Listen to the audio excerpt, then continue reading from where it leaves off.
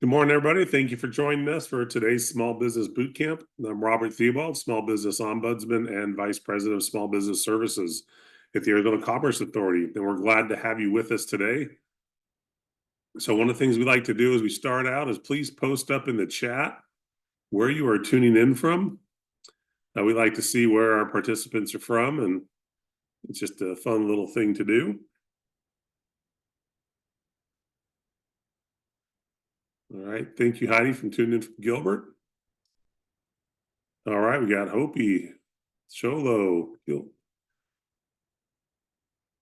Tempe.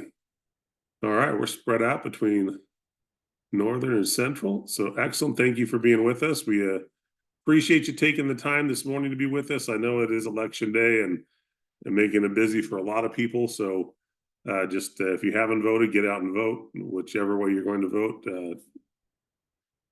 please get out and vote. With that, we're going to jump right in and into our session. As we like to do, we like to thank all of our community partners for participating in the boot camps. We could not do these webinars without them, their time, their effort, and their expertise. They're all willing to give back to the small business community to help small businesses improve a little bit each week. For those that may be new to the boot camp, the Small Business Boot Camp is designed to help small businesses prepare, plan, and grow. And it is done through our weekly webinars. We do some hands-on workshops. We also do some virtual workshops and special session webinars as well, all to help support small businesses. One of the great things about doing these virtually is we can reach the entire state. And we've even had people from other states and even other countries participate. But being virtual, we also makes it easy to record the sessions. And so we record all of our sessions and we post them in the content library. And in that content library, you can find well over 300. We're actually closer to about 350 or more recorded webinars and workshops that you can access at no cost. Anytime you want, you can watch the recording, and we try to include as often as possible the slide deck and other materials that the presenters may want us to have on there. So it's an amazing resource. You can sort in the content library by those 7 different topics that we show listed on the screen to help find stuff easier. But if there's something you're looking for, don't be afraid to reach out to myself or to Faith, and we can help guide you to one of those sessions that may help with what you're wanting to learn about. So the ACA also has a number of other programs to help support small businesses. This is just a sample of 6 of the programs, but you can find all of them at azcommerce.com/programs. We have additional things going on, so we are here to support business throughout the state. However, one of the programs we like to talk about is the Small Business Checklist. And you can use that QR code. If you scan it, it will take you right to it. The Small Business Checklist is an online interactive tool that helps small business owners identify the commonly requested licensing, registration, and compliance requirements at the local, state, and federal levels. You can also find a lot of other good business information within the checklist. There's a ton of information there. And one of the great things you'll find on there is we have 2 ways to access the information. One is an extremely detailed, very thorough checklist where you're going to check boxes, say, let me see that information. Or we have Sally, our virtual assistant. The Sally stands for State and Local Licensing Information. And you can utilize Sally and chat with her. And there's even an option to ask a question.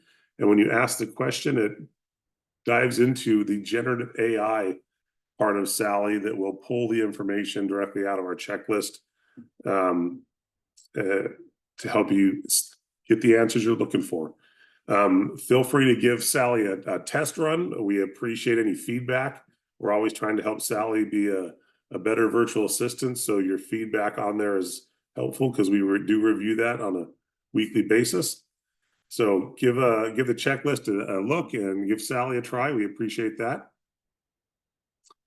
So jumping into some of our upcoming sessions, we've got a great lineup through the end of our year. Our last session for 2024 will be on December 17th. Up until then, we've got some great topics that we're going to discuss. We hope you can join us for. And then, as I mentioned, we do other workshops and lunch and learns. we have a lunch and learn coming up on November 14th, Thursday at 12 p.m. from 12 to 1:30. And we have trademark essentials. And it's insight into how to do trademarks. It's presented by the United States Patent and Trademark Office. So you can't get any more expert than those that are there at the office reviewing these and teaching people how to do it. So it's going to be a great workshop. We hope you can attend. Again, that's November 14th. It's a Thursday at noon. And with that, we're going to jump into today's speaker. We have Jerry Denniston, the Chief Marketing Strategist for the Denner Group. And Jerry's been a friend of ours for many years, starting when she was at the Small Business Development Centers and doing workshops with us and boot camps and Digital Academy and other stuff. So we're excited to have Jerry with us and to share her expertise. And so, Jerry, I'm going to stop sharing my screen and let you share yours. And we have a smaller group today, so feel free to use either the Q&A or the chat with your questions. Normally we use just the Q&A, but again, with a smaller group, we expect to have a little bit more interaction and to benefit all you that are taking the time this morning to be with us. So with that, Jerry, I'm going to turn it all over to you and let you take over. Great. Thank you so much, Bob. I'm going to start with just a couple of slides because I want to show, just talk about some trends and especially events and trends that have happened that are kind of a lead in to the bulk of what I'm going to be sharing today in terms of tips for holiday marketing. But I mean, we know about the Summer Olympics. I know you say, why am I talking about that? Because it's past. Well, it presented opportunities. If you're in the health or wellness or fitness industry, what it's done is stimulate the consumers to think about their own health and get ready for the holidays, right? So if that is your area and your interest, your industry, then this is a good opportunity to promote fitness tools and tips and, health and wellness, that sort of thing. The other thing that we're all aware of, and Bob's mentioned this, today is election day, and people have been really nervous about what's going to happen depending on who gets elected, not just locally, but also nationally, right? The presidential elections. So a lot of what we're seeing in terms of research is that people have been sitting on the sidelines rather than spending as they did last year and the year before. People had already done most of their holiday shopping, I'd say, even through summer. By October it was pretty well done, and coming into the holidays, the cyber weekend, not cyber, but Black Friday weekend, people had pretty much done most of their holiday shopping and were just looking for last minute deals. That's not true this year. People have been waiting because of this nervousness about the elections and what's going to happen and jobs and all of that. So there's opportunities for you, but what that means is we have a shorter shopping season. And so here's, what's some research that I discovered. 55% of people shop online now. And that's what COVID told. That's what we learned from COVID. When we were all at home, because for a year and a half to 2 years, people learned about online shopping. And that is a habit, that's a change that's occurred. While a lot of people like coming back into the stores, the truth is we go shop first online, we go find the products we want. And then if we want to go touch and feel it, then we go to the store. But most of the time, it's just gotten so convenient. Think about all the retail stores, the grocery stores, etc. Everybody is also doing delivery now. There's a pickup and delivery. So year over year holiday retail sales are still projected to reach $1.37 trillion this year. And e-commerce is going to grow to 271 billion, but in-store sales will grow to 1.1 trillion. So there's still a lot of opportunity, even despite all of those concerns that people are having about the elections and jobs and layoffs and that. So deals are what people are after. Huge discounts are what they're looking for. And if you as a small business owner can afford to do that, you'll have a better opportunity of, really boosting your sales through the end of the year. I'm going to stop sharing this one now and go to my other screen. Because now what I want to do is talk about some key tips and trends that you can focus on that will help you through get through this holiday season. So we're going to talk, this is a guide, this is a PDF that you get as a result of attending this, registering and attending. And Faith already has a copy of it, so she can distribute that to you. But it's still full of opportunities here, and there's some interesting tips that are in this guide. Full transparency, yes, it was produced by Constant Contact. I am a certified partner with Constant Contact. And so while there's some information, there's their logo and my logo on here, co-branding.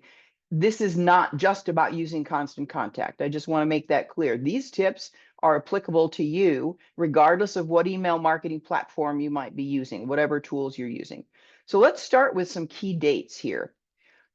We still have November 11. We've got Veterans Day coming up, right? Then you got Thanksgiving, and then we've talked about Black Friday, and then Small Business Saturday. Those are some key dates in here in November that if you haven't already made your plans for, and you don't have, a planned out marketing schedule that we're going to talk about in a little bit further on, then you should be focusing on this. These are key holidays that people still pay attention to. Then we've got December. Artist Sunday. That was a new one to me. But if you're in the art field or you're selling art supplies or something like that, then this would be something you might want to focus on. Cyber Monday, we're all familiar with. Giving Tuesday. If you are a charity, if you're a nonprofit, this is a huge day for people. But think about it if you are a for-profit. This is an opportunity for you to participate also in Giving Tuesday by perhaps telling your customers that as a small business, a percentage of the sales that people make leading up to Giving Tuesday or on December 3rd, you're going to donate to charities of, pick a charity, one or two charities that are near and dear to your heart or near and dear to your customers' hearts. This might be something you might want to do is survey your customers leading up to Giving Tuesday and ask what charities they really like. What do they support? If you haven't already got one that is near and dear to your heart. Winter solstice, shortest day of the year. That's a key. I don't know why that would be a key marketing one, but maybe you can take advantage of that. Obviously, Christmas Eve, Christmas Day, the other holidays, Hanukkah, Boxing Day. And there's a whole history behind Boxing Day, Kwanzaa. That's an important one. Just to be, not to be focused on all of the different holidays. And New Year's Eve, big one. November themes. This Movember is something that was new to me also. This is a month-long celebration celebrating men's health. So if you are specifically focused on men's health, and that's the industry that you're in, then Movember would be a theme that you want to be promoting in your whole time, all during November. And then obviously holiday preparations and shopping. Some December themes, end of year fundraising for charitable organizations and for for-profit businesses that are supporting charitable organizations and holiday season stuff. Creating effective landing pages. Now, here's another thing. If you're doing events or you're creating, maybe you've got a special promotion that you want to do, or special holiday products that you want to promote. Creating a landing page is going to be much more effective than simply sending people to your website. And if you aren't familiar with a landing page, please just put that in the chat. I'm happy to address those, but a landing page is really a very focused web page. It has one purpose, like this bread making for beginners. The whole focus of this is simply to get people to take action on that page. It has nothing, there are no other menu items on there. They can't go, no one can click around and learn more about you. Now this one does show that there are some about. The problem that I have with this is that people will read this and then they'll think, let me go to the about page. Let me go to the home page. Let me go here. And they will never come back to fill out your form. A much more effective landing page is to not have any other menu items on here and simply create a form, a landing page that talks about that particular event, that particular item, that promotion, whatever it is that you're doing. This is a sign up form to get people to sign up for maybe it's a special promotion for monthly cookies delivered to you. But those are some ideas. Event registration. A lot of people use Eventbrite. Constant Contact actually has an event marketing capability built into the platform that ties really well, creates landing pages, sign up forms, registration, all of that. And maybe if you're using another email marketing system, they may have that as well. But creating the sign up forms, the landing pages, maybe a contest entrance. If you're creating a contest, people love participating in contests. So that's another thing that you want to think about, because it's a great way, number one, to build up your subscription list and create a buzz around something. But here's some ideas for your increasing your web presence, right? Updating your hours of operation. We're going into the holidays. Maybe you're going to have some shorter hours. You may be closed on Thanksgiving. You may be closed on Friday after Thanksgiving. Those are things that you want to let your customers know about. Obviously, any events, trade shows, virtual events you might be doing, limited time offers. And that would be, I would recommend, if you're going to have special promotions, create some sense of urgency. Make it, it's only, the deal's only good this week, or it's leading up to Black Friday, something like that. Promotional discounts and offers. People are looking for those special deals. The other is charitable donation. You could be offering, even if you're a for-profit business, if you're promoting your help, your support of a particular charity, you could put a landing page with a donation form on it that links to that charity. So that's something to consider. So here are the elements of a really good landing page. One, you want to make sure that your logo and you're using your brand colors.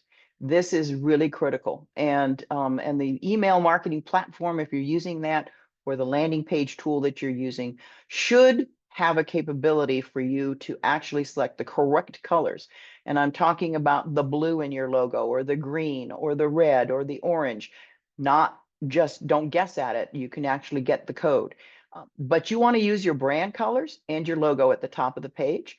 And then you want to have a really clear, compelling headline and a subhead, both of those. Excuse me. Then put in a high quality picture or a video. And it's good to have it on the left side of the page. You could have it on the right, and you could swap the form on the right from, put the video on, or the image on the right and the form on the left. But since we're trained, our eyes are trained to read from left to right, probably better to capture someone's attention with the picture or the video. And if you have people in the picture, make sure the person or the people are looking at the form. I've seen a lot of landing pages, beautiful design posts even, where the person, the image of the individual is looking off the page. And that's just a subconscious thing that research that I've seen over the years. We look at that image and our eye goes off the page instead of to the form. So you want that person, preferably a woman or a child, that gets the highest number of views, and you want that person looking at the form. That's subconsciously directing people to fill out the form. And then some key points below the image. Social proof is a good thing to have. Here is where you'd put your testimonials below there, what people say. If you've got testimonies, if people have used the product, if they've attended this event before, you want to put those in here. And make sure that this form is really optimized with keywords, right? The same thing, everything in here in this landing page, you should have done your keyword research, know what people are searching for online, use that in your landing page. Use one or two of those keywords because it has a higher likelihood of showing up in the Google searches. Then you want to have a really strong call to action down here. You'll notice that these buttons are red on this page. That's an interesting thing I've done some research on as well. I, you know, you could try it, right? You can try one landing page with a red button, red call to action button, another one with a green or an orange call to action button. In the past, orange has been a really good color to use for call to action buttons, but red, because it is, it's just dramatic, it gets a lot of attention. And the research lately has been showing that actually red call to action buttons, even though it's a stop color, actually do get clicked. So it's best thing to do is simply test it. And you want to have the same call to action that was up here, down here. You're just repeating it. In this area, right above that, is where you want some more relevant content about whatever this product is. It's going to be just more details about what's in the picture, the video, what you're promoting on the landing page. And then you want to make sure that this has that it's mobile responsive. So in some of these email marketing platforms, you've got two views. You've got the desktop view, and then you've got the mobile view. And sometimes you even have a phone, a tablet, and a desktop view. And you need to check that as you're creating it to make sure that it's showing up equally as well on all of those platforms, because you don't know what device someone's using to access your landing page. So that's really important, and keeping it clean, clear, and really visually appealing. So those are the key elements of the landing page. Then social media is another. Now, we all are using a lot of social media, but some businesses use primarily social media or primarily email marketing and not both. And it's really important that you have an integrated approach that includes email marketing, social media, and we're going to talk about, the landing pages, which are on your website or in your email marketing system. But social is a great way to drive attraction and drive awareness of whatever the promotion is. You can do Q&A interviews. You can do trending news and topics. You could do a fill in the blanks kind of thing. You could do a contest. What the social profiles that you use should be the ones that your customers are on. So if your customers aren't using Instagram, posting on Instagram is not going to get you much traffic. So if they are using Facebook predominantly, then that's where you want to be. Maybe they're using both, then you need to be on both. If you have a lot of people watching YouTube videos, those are your predominant customers, then you should be doing videos and posting them on YouTube, and then you can also post them on Facebook. If your customers are LinkedIn, if they're professionals, if it's executives and professionals you're going after, then LinkedIn is where you want to be promoting your topics in the LinkedIn groups as well as in the feed. But social is a really great way to do contests and special giveaways, and even behind the scenes videos. You can do reels on Instagram, you can do videos on Facebook. And blogs, I just noticed that. Blogs, if you have someone that can write blog articles and produce a blog article once a week, part of that blog can be turned into, you can do a video, a vlog, you can repurpose the content that's created for both social posts and email. So you create the content once and then you repurpose it across different platforms. And that's a really great way to spread the information. Social is a good way to grow your contacts. So this is contests, enter to win, email opt-ins, event RSVPs. This is how you can grow the contacts that you want for your email list. And then social is another great way to promote your products. So this just makes me hungry, right? Bake challah bread for the holidays. These, phenomenal brownie here. So if you're a bakery or if you're in that industry, in a restaurant industry, having high quality pictures of the food that you promote, that you create, is I mean, that's going to be so visually appealing. And then using that in your email marketing as well is a great way to do this. And ads. Facebook is a great tool to use for ads as well as Google Ads. So if you've got a budget for advertising, then I would recommend you use that for the holiday push as well. And then it's a, for if you're in a, as I said, if you're a charity, or you're a for-profit that's supporting a charity, and then you might want to join together with the charity and do some fundraising activities, fundraising kickoffs. You could, maybe there's an event you can hold at your restaurant or your bakery or your coffee shop. You could do a percentage of the day's sales that go to that charity to encourage people to come and buy something, a cup of coffee or a 2-for-1 on that day, knowing that they're going to be contributing part of that sale is going to go to contribute to the nonprofit. Great way to do that sort of thing. And customer advocacy is another opportunity here. People like reading reviews by customers of the products. And if someone is trying to figure out, do they want to purchase from you, they're looking for something, you're offering a product that they're interested in, but they don't know you, they've never been there before. The first thing they're going to do is look at the Google reviews or the Facebook reviews or TripAdvisor reviews or Yelp.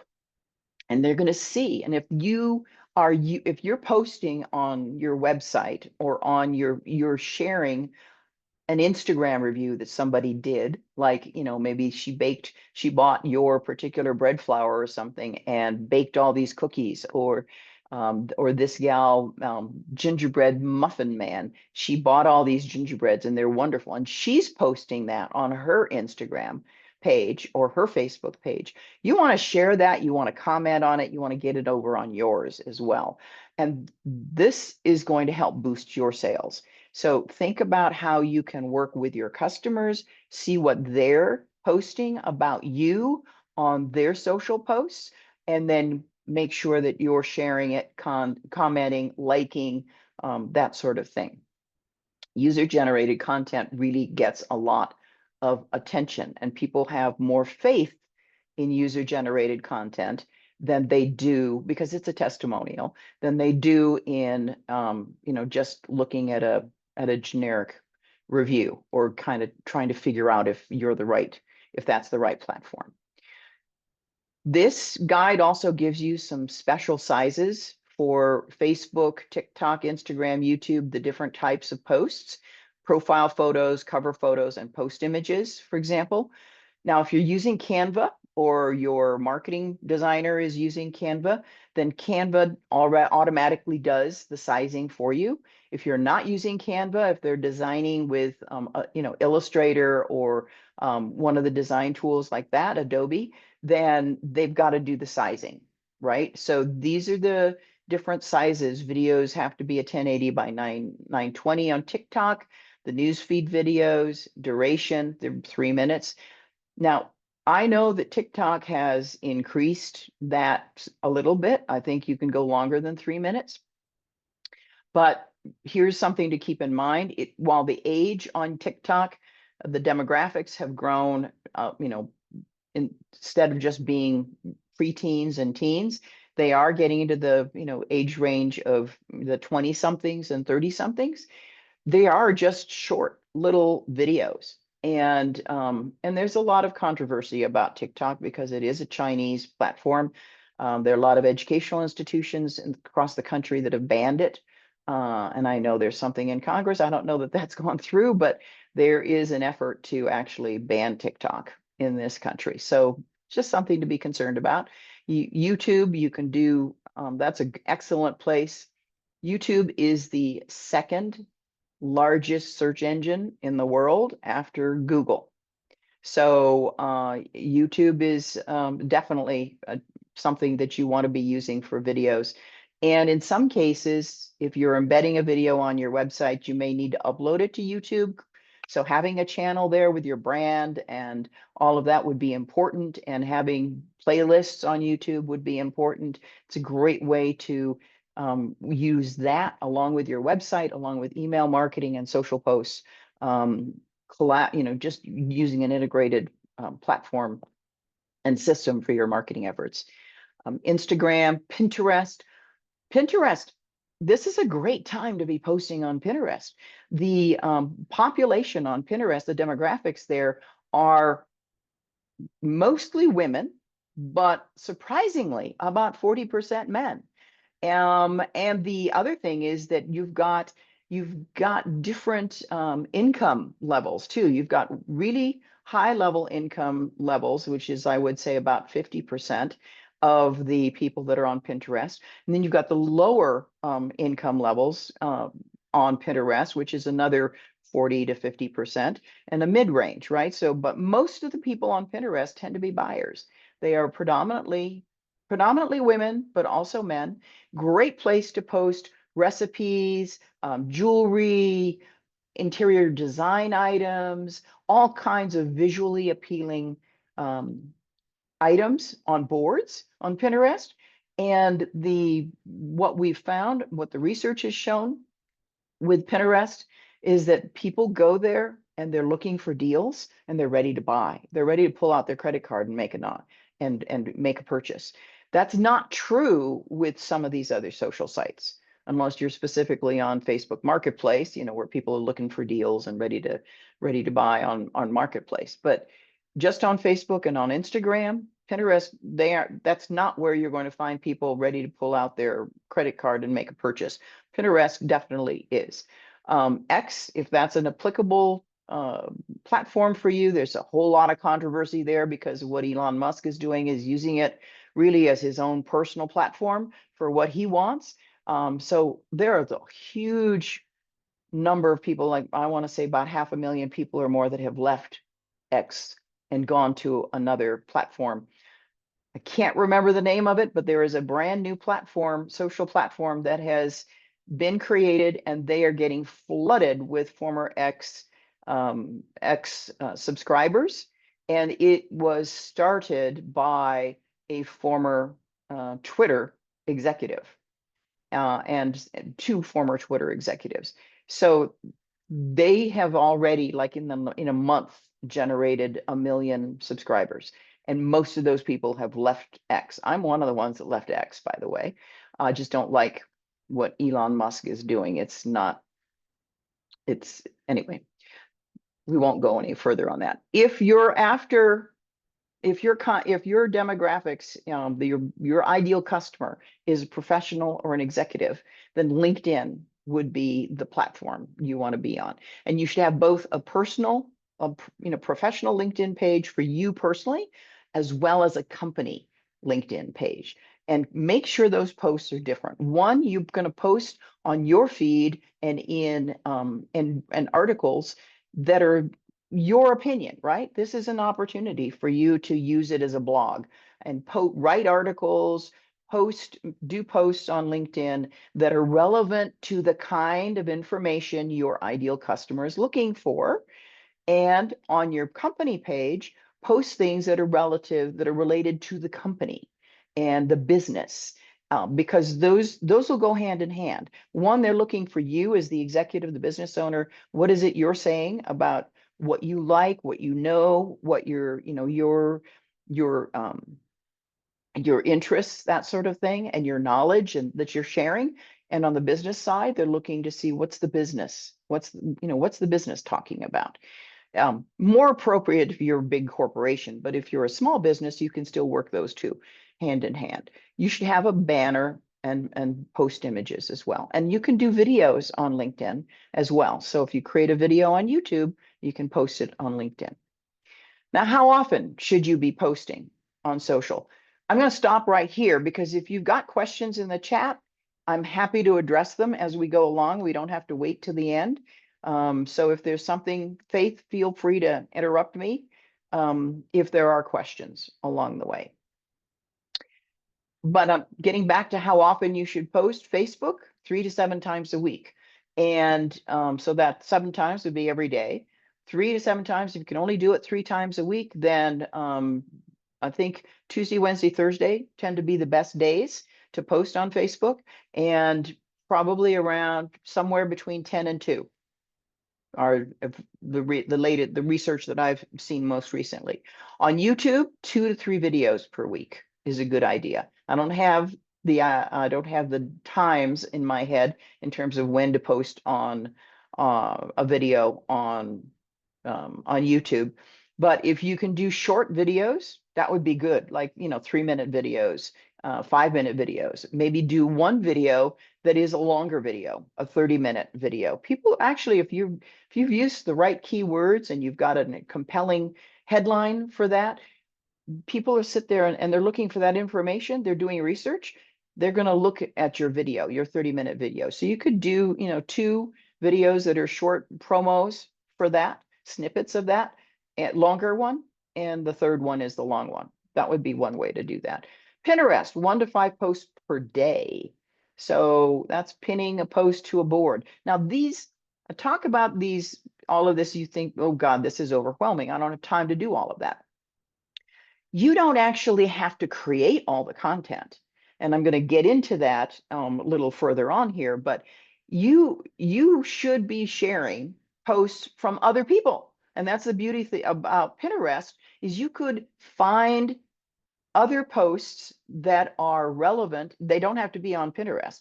They can be across the internet, but you find content that is it's related to what you do, and it's absolutely the kind of content that your customers are interested in, and you share it on a board on Pinterest. Now, the link's going to go back to that, the source of that content, but you can add comments and information and also include a link to your own website and talk about why you as a business owner think this is really interesting content that your customers might be interested in. You could do a review of that particular piece. On TikTok, you should be posting 1 to 4 times a day. On X, 1 to 3 posts per day. It used to be early on when it was Twitter that you actually had to be posting 4 times in an hour, and then you had to do that 3 times a day. So Twitter or X is one where the feed just keeps going fast, so fast.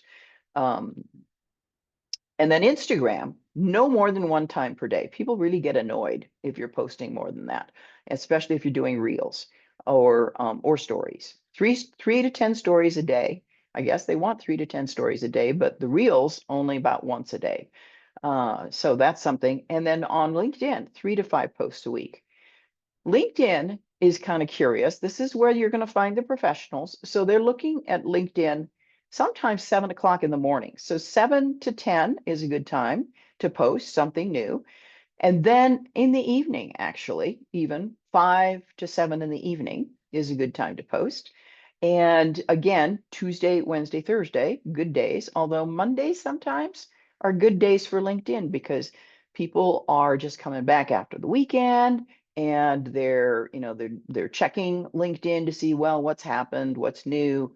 So Monday actually might be a good day to catch the professionals that you're looking to connect with.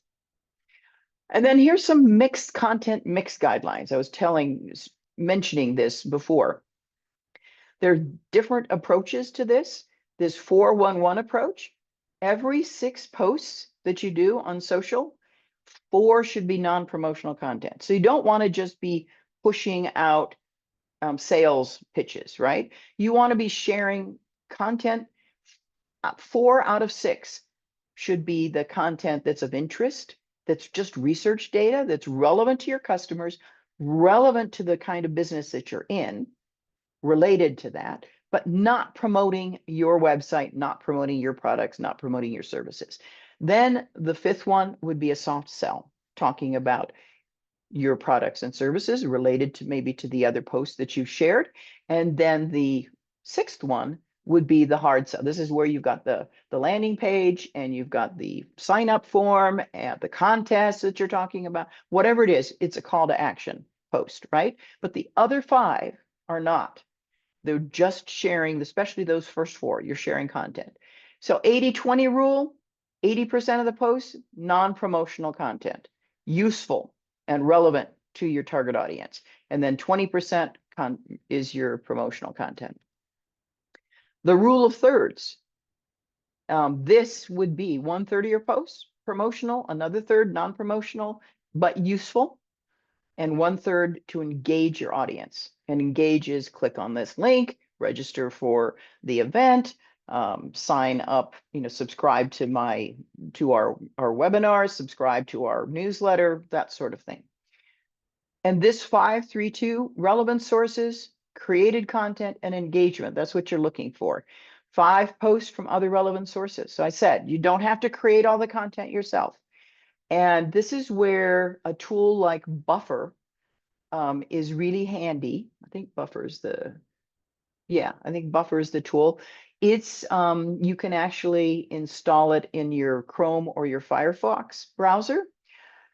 And as you're browsing the internet and you find relevant content, because you're doing the keyword research, right? You're doing the lookup on Google and you find some really good relevant research data that you want to share or content that you want to share that is not something, then you can just click on the Buffer icon and tell Buffer to go ahead and share it and post it to your Facebook page or your Instagram or your LinkedIn.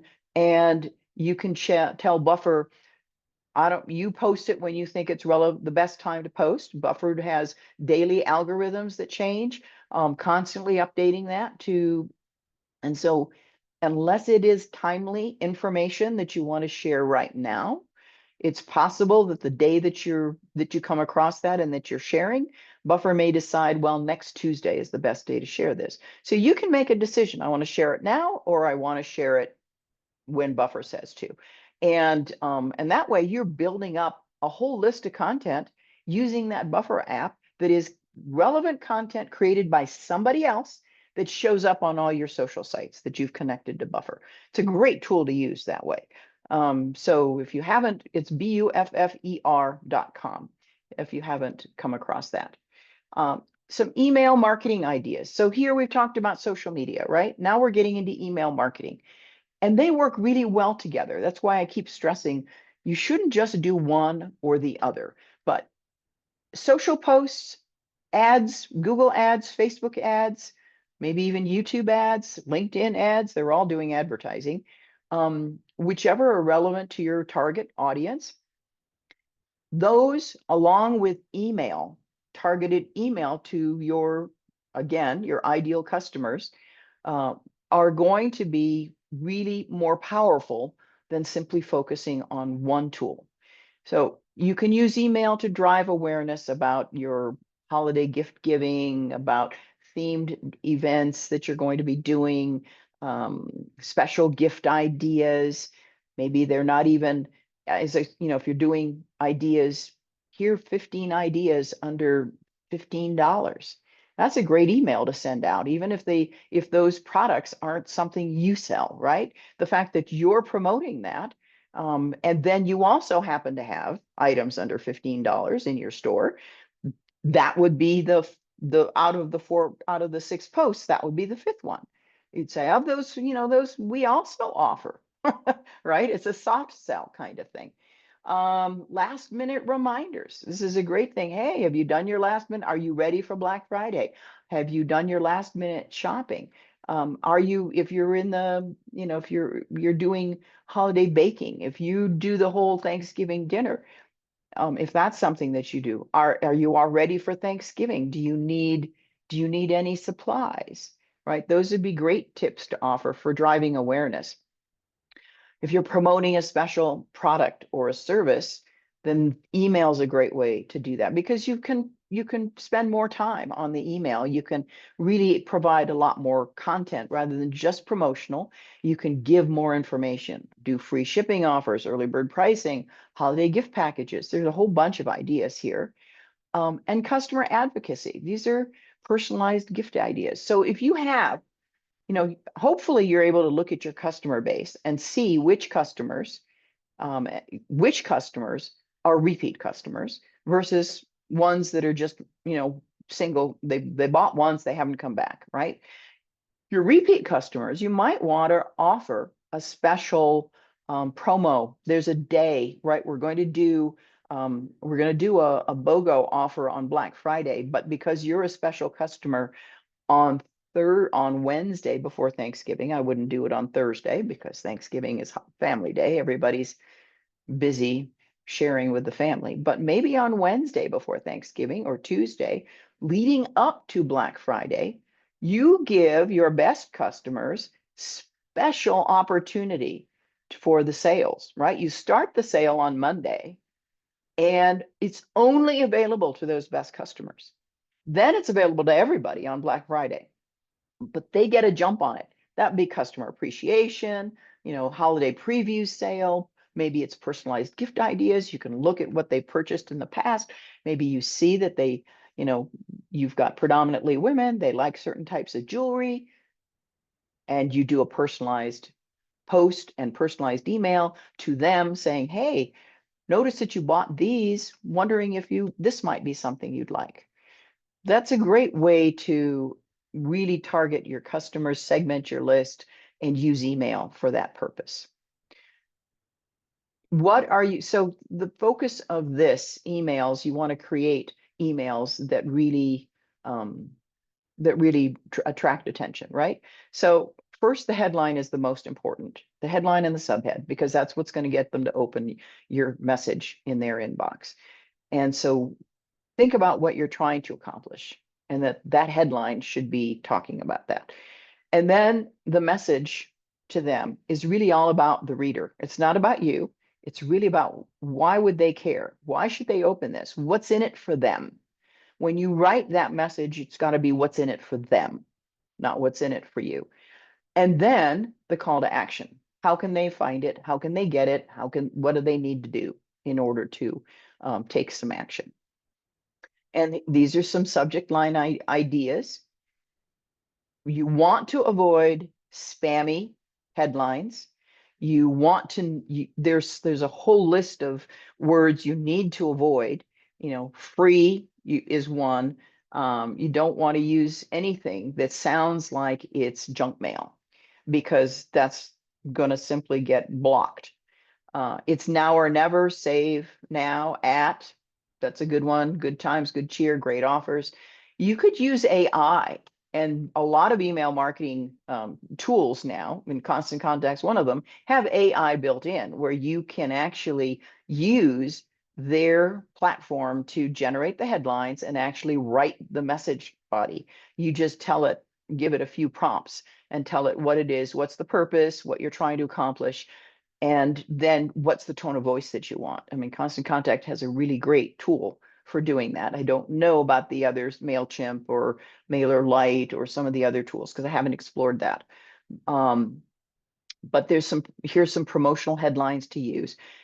Personalize it and use emojis. Emojis attract a lot of attention, but don't use more than about three emojis in your subject line and your subhead. Personalize to the individual. If you know the person's name, hey Jane, it's now or never. Hey Jane, get in the holiday spirit. Use the person's name. Stay short and sweet. 40 characters on the subject line, including the spaces and the emojis, and 5 to 8 words on the pre-header text. That's the part that's right below the headline. And those are the two most important things to focus on when you're doing email, because that's what's going to make a person decide, do I want to click on that and open it or not? As I said, avoid don't capitalize everything. Use the emoji sparingly, and make sure that subject line and the pre-header work together, right? The pre-header is more information about what you put in the headline, the subject line. Questions are a good thing to put in there. You could actually ask a question as the headline, and that might attract some attention. So depending on the focus of the email. And you want to create a deadline. So holiday time-saving tips from your business. It's gift o'clock, time's ticking, the deal ends at that. So you're creating a sense of urgency. On a budget, check out these ideas, right? There's some, again, non-promotional. Thanks for being a loyal customer. How many times do we thank our customers for doing business with us? That's, sending a special email saying, hey, thanks for being a local customer. Here's a special gift for you, or a special opportunity. Thank you for making a difference.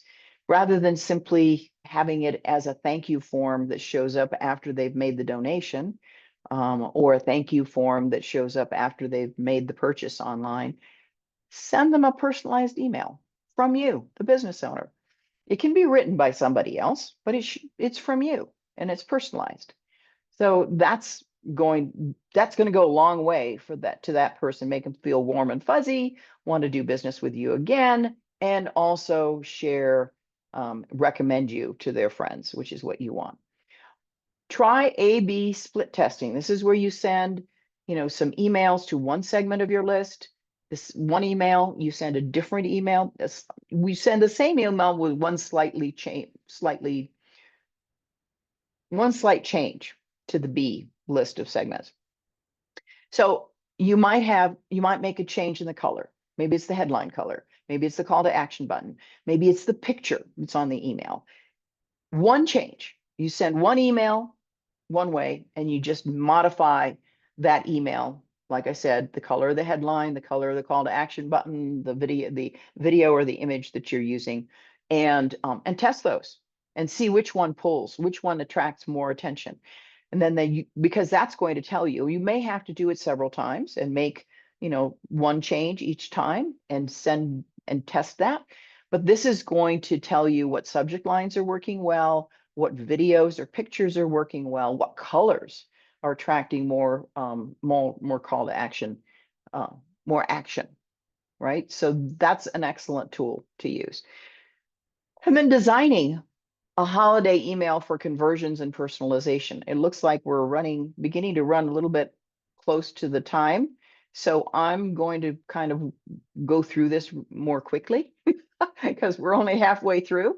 But here's some key things for conversion and personalization, right? You need to make sure that the from name is from you or from your company. And the reply to is the same email address from your company. We've talked about subject line branding. Make sure that you've got everything is branded properly with the call to action, all your brand colors. And writing all of that. Texting is another big thing. So Constant Contact has SMS text messaging built into their whole platform. You can design a whole campaign, multi-channel campaign that includes email, social posts, newsletter, text messaging. And the text messaging is an important new feature because this is a great way, especially for urgency, this is a great way for you to get the word out, like, hey, the event's going to end, or don't forget the deal ends at such and such a time. So click here and make sure you if you haven't purchased yet, if you haven't taken advantage of it, do it now. Right? It's a great way. Or if you're doing an event, hosting an event, and people haven't registered, you can send the message out again. Time to register. Reward your subscribers. I mean, there's a lot of opportunities to integrate text messaging. That's just a last minute concept or a promotional tool that talks about your specials, the offers that you're doing, the Black Friday deals, etc. And I'm not going to go into any more detail because we are running close to time here. So if you're doing email marketing, segment your list. Don't just send it to everybody. I know it's easier to send it to everybody, but that's just a broadcast email. If you've created segments, by demographics or buyers or whatever, then creating different offers targeted to those individuals is going to get you a lot better response than just doing a broadcast email. And there's some things to do before setting up your event registration landing page, creating the emails or text series, all of that. During the event, if you're holding an event, this is a great time to encourage people to post on social, do testimonials, take photos, etc. You want to show that there's some activity going on, using QR codes for people to subscribe. And then after the event, send all the attendees text or email thanking them. RSVPs didn't attend, we missed you, that sort of thing. Evaluate. The metrics are really important. Constant Contact gives you really good analytics and reports on how your different messages your campaigns are doing, the social posts, the emails, the newsletters, which ones are not just open, but the clicks. That's really important to. And then video image creation. Here's some ways to integrate your email marketing platform with video, Vimeo, Canva. You can create videos in Canva. You can do everything in Canva. So if you aren't using Canva, highly recommend it. And I recommend the professional level because you get a bunch of other tools available to you. And there's AI built into Canva as well. Google Ads, Gmail, WordPress, if you're using a WordPress website, there's sign up forms, plugins for that. Social media, obviously Facebook, Instagram, LinkedIn, those are automatically connected to Constant Contact. Nonprofit, Donor Perfect, QGive, their donor doc is another one I've just learned about. So they're different. If you're a nonprofit, there are different tools that you can use for email marketing and managing your donors, that sort of thing. And then for e-commerce, these are a lot of people using Stripe. Squarespace is a great platform for that as well, because you've got Square. Wix has e-commerce built in. WooCommerce is the biggest e-commerce, shopping plugin that works with WordPress and other platforms. eBay, obviously. Shopify, huge. If you've got an online store, Shopify is probably the website you want. And it has email marketing built in too. So there are lots of different integrations available, not just with Constant Contact, but I'm sure with other email marketing platforms. You want to make sure that you're tying all of this together, though, in an integrated campaign. Your website, your landing pages, text messaging, events, in-person activities like lunch and learns, that sort of thing, online ads, social media, all of those should be working together. So as you create your campaign, you're doing it across multiple platforms. Because think about it, if you were doing traditional advertising, you wouldn't just do radio. You'd do radio plus printed ads in a magazine or a local shopper or the newspaper, right? If you could afford it, you'd do local TV, or you'd do some other kind of TV, right? Because you never know where the customer is going to be. And you want your ad to show up on the different platform wherever they are. So the same thing is true with online marketing. You want to be showing up on the different platforms, in their inbox, on social media, via text messaging, on your website, on an event page. You want to be showing up where the customer has the highest likelihood of being. And that's why having a multi-channel campaign strategy really works best for you. And it will work really well for the holiday marketing. Social media, email, SMS, text messaging, landing pages, events, all of that can be done within Constant Contact and designed in Canva, because Canva integrates really well. YouTube videos can be plugged in. Vimeo is an automatic connection with them as well. And so that brings me to the end of this whole presentation. So Awesome. I'll turn it back to you. Yeah, thank you, Jerry. Great presentation. I hope all of you enjoyed it. We were out of time, but are there any quick questions? I saw someone ask about Threads earlier on. Oh yeah, Threads is another. It is another social platform I came across, and yes, so that is something that you can also look at. I'm not as familiar with Threads. I haven't used it, but I do know that that's another platform. Excellent. And for all those attending, this workbook that Jerry used as her slide deck will be available with the recording in our content library later today. And with a smaller group, we'll have a look for an email from Faith Ritchie. She'll send that out as well to all of you that attended. That way you can have it directly in your inbox. But with that, we are going to go ahead and wrap up. We're a little past 10 o'clock. We hope you had a great webinar and enjoyed it. And we hope to see you next week for our next boot camp. Until then, everybody enjoy a great week. Thank you. Thanks. Thank you, Jerry. Bye. Happy holidays. Bye.